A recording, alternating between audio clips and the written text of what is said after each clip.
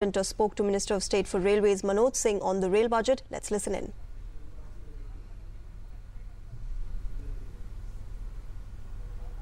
देश के रेल राज्य मंत्री मनोज सिन्हा साहब, रेल बजट रेल राज्य मंत्री की नज़र में पहला सवाल अगर करें तो आपकी नज़र में रेल बजट ये देश के आम आदमी का बजट है और भारतीय रेल को ट्रांसफॉर्म करने वाला बजट है, जिसकी पृष्ठभूमि पिछले बजट में ही श्री सुरेश प्रभु ने रखी थी। पिछले बजट में जितनी घोषणाएं की गई, उन तमाम घोषणाओं को कितना अमली जामा पहनाया जा सका? ये भारतीय रेल के या देश के इतिहास में पहली बार हुआ है कि पिछले बजट में की गई घोषणाओं की एक्शन टेकन रिपोर्ट भी संसद में रखी गई है। 139 घोषणाओं में से 139 घोषणाएं हैं जो या तो पूरी हो गई हैं या जिनमें काम शुरू हो गया है। जो शेष रह गई उन्हें भी आने वाले समय में पूरा कर लिया जाएगा। विपक्ष का आरोप है कि जो रेल बजट में कोर इश्यूज होने चाहिए थे वो कोर इश्यूज नहीं है, कोर इश्यूज गायब है बजट से। विपक्ष किसको कोर इशू मानता मैं नहीं जानता। भारतीय रेल के नेटवर्क में विस्तार, भारतीय रेल को डीकंजेस्ट करना, यात्रियों की सुविधा को बढ़ाना, सामान्य आदमी को अधिक से अधिक सीटें मिलें, उसके लिए अंत्योदय गाड़ी चलाना, हर गाड़ी में 2 से 4 डब्बे सामान्य व्यक्ति के लिए दीनदयालु कोच चलाए जाएं, इसका निर्णय करना, क्या ये कोर इशू नहीं है? क्या ये कोर इशू नहीं है कि सेमी हाई स्पीड ट्रेन चलाई जाए?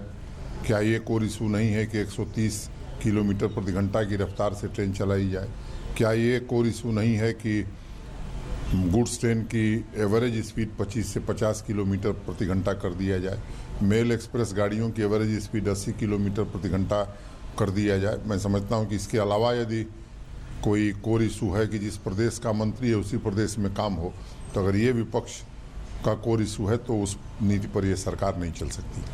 पूर्व रेल मंत्रियों ने कहा, अधीर रंजन चौधरी, दिनेश त्रिवेदी, इन लोगों ने कि आंकड़ों की बाजीगरी है, सपने दिखाए जा रहे हैं लेकिन वो सपना साकार कितना हो पाएगा? ये पिछले काम ने प्रमाण दिया है। 7 किलोमीटर प्रतिदिन हम नई रेल लाइन बना रहे हैं। वर्ष 2015 में 2500 किलोमीटर नई रेल लाइन हमने बनाई है। 1600 किलोमीटर इलेक्ट्रिफिकेशन का काम किया है और अगले वर्ष में 2800 किलोमीटर नई रेल लाइन बनाना और 2000 किलोमीटर इलेक्ट्रिफिकेशन करना, ये हमने लक्ष्य रखा है। तो ये आंकड़े नहीं है, सच्चाई है जो शायद उन्हें बर्दाश्त नहीं हो रही है। और रेल में सुरक्षा और संरक्षा जो है, सफाई, यह एक बड़ा मुद्दा रहा है। तो मैं मानता हूं कि काफ़ी हद तक सफाई के मामले में हम आगे बढ़े हैं। जहां तक सुरक्षा का सवाल है, राज्य कानून और व्यवस्था ये राज्य सरकार का विषय है। हमारे पास रेलवे प्रोटेक्शन फोर्स है और उसका एक सीमित काम है, बावजूद इसके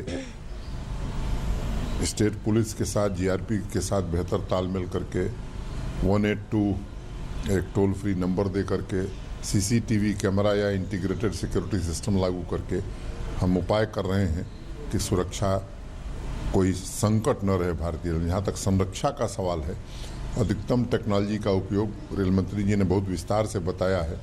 टी-कैश का उपयोग ताकि एक्सीडेंट न हो, 0 एक्सीडेंट ये 2020 तक प्राप्त हो जाए। वित्तीय संकट रेल के सामने एक बड़ी चुनौती रही है और सुरेश प्रभु रेल मंत्री ने पहले भी कहा था कि निवेशकों को बुलाकर भारतीय रेल को चमकाना है। इस दिशा में अब तक कितनी प्रगति हो पाई है यह देखने वाली बात होगी। बहरहाल रेल राज्य मंत्री मनोज सिन्हा को पूरा भरोसा है कि सेंटर और राज्य दोनों मिलकर लंबित परियोजनाओं को समय पर पूरा करेंगे और भारतीय रेल इतिहास लिखेगा। कैमरामैन वंशी डोगरा के साथ राजेश राज, डीडी न्यूज़, दिल्ली।